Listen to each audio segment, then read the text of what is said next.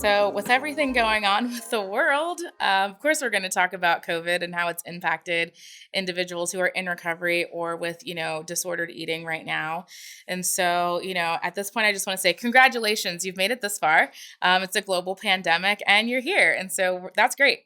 Also, if you are someone that has really been struggling, just remember that there's always options to reach out. COVID has done a lot to a lot of us, people that we care about. A lot of us have been impacted, individually right at home. And so I just didn't think it would be fair to get out of here without touching on that. And so I just kind of wanted to speak to the way that the world has kind of changed, especially when we were in peak pandemic, and how that maybe impacted some people who were trying to work their recovery a little bit or struggling with eating disorders or disordered eating. And so one of the things that I wanted to touch on was just the convenience of having food delivered to you. And so, a lot of times, specifically with individuals who struggle with binging or food hoarding, it's really easy and has been for a while to be able to order groceries or food or snacks or whatever to your home without having the consequences of having to get up, go out, pull the money out of your wallet, like swipe your card, like do all of these things that allow you to kind of take a few steps to go like, is this really what I want to do? There's an instant gratification piece that is not necessarily helpful when you're trying to enact some self-control. And so it would be really easy to binge and do all of those things when you are stuck in the house, and ordering food is the ideal thing to do. And so just recognizing that, I think that happened for a lot of people anyway, not just individuals who suffer with this. And a lot of that goes back to just the fact that it is very comforting to have food. It makes us feel good when we're stressed out, when things are overwhelming. And so when you're in the midst of a global pandemic, what do you want more than anything but comfort?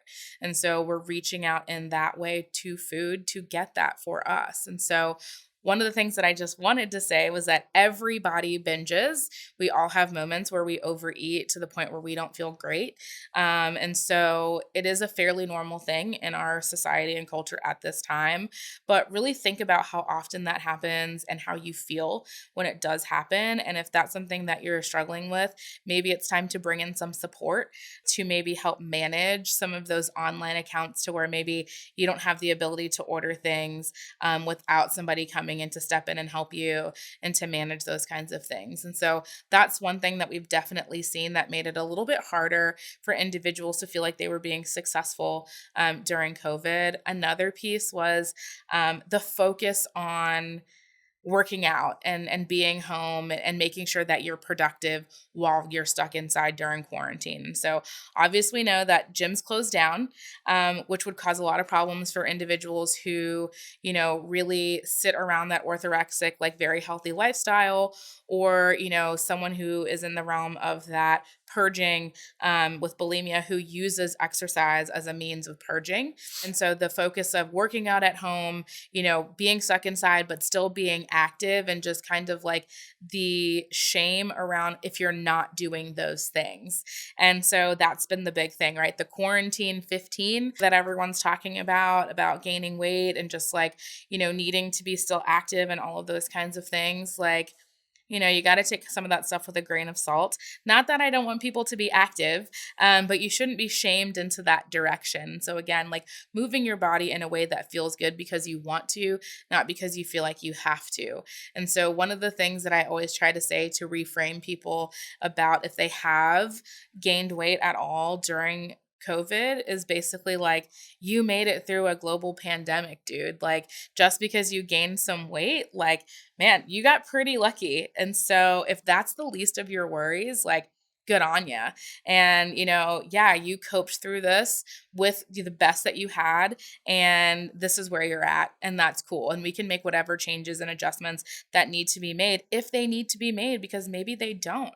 Maybe this downtime, maybe the being at home, maybe kind of keeping to yourself is what you needed to heal and revamp and kind of get yourself back to what I would call like a homeostasis. And your body is like, whew, we can finally kind of get where we need to be.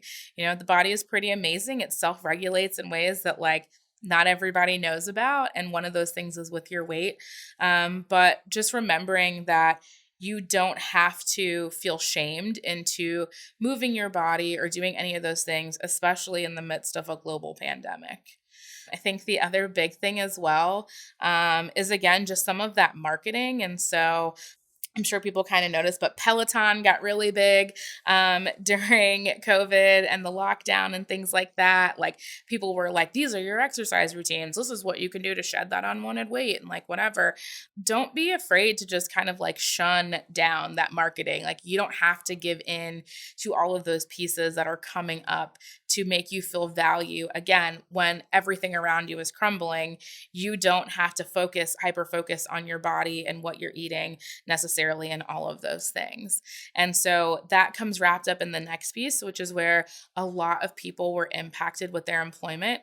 And so finances became a huge concern during COVID. And so again, like that changes a little bit about how we're able to feed ourselves, provide for our families, and do all of those things. And so maybe, unfortunately, you were someone who wasn't able to work and you were relying on unemployment, or, you had to apply for some government assistance for some reason.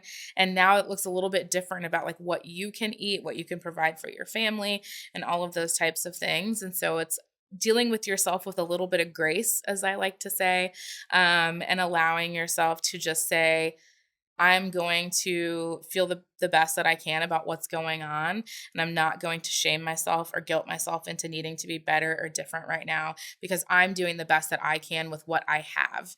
And that is sometimes the best that we can do. And again, it's a global pandemic, like this isn't just like, oh, it's like a regular old Friday night. Like everything around us in the world has changed, and it's okay for you to change as well during this time as you're learning how to cope and manage all of those feelings that you're having. And so if you are someone who has maintained your recovery in COVID, congratulations. If you're someone who didn't, that's okay. You're allowed to kind of just get back on track and do what you got to do. If you're someone who started struggling more because of the pandemic, with your eating or with your body image and these things, I just want to say, like, that's okay too. And, we can move forward from this in every direction. And so, again, like, don't start to feel discouraged no matter where you're at in your journey, because there's always space to move forward.